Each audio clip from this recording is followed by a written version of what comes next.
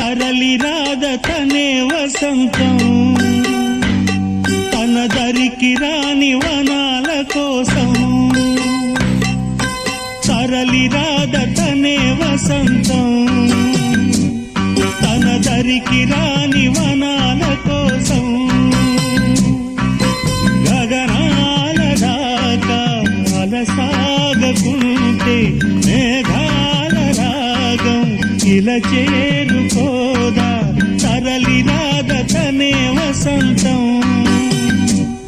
తన దరికి రాని వనాల కోసం